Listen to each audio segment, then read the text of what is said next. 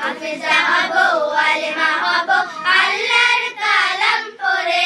দেরি করো না মাগো তুমি সাজিয়ে দাও আমারে, দেরি করো না মাগো তুমি সাজিয়ে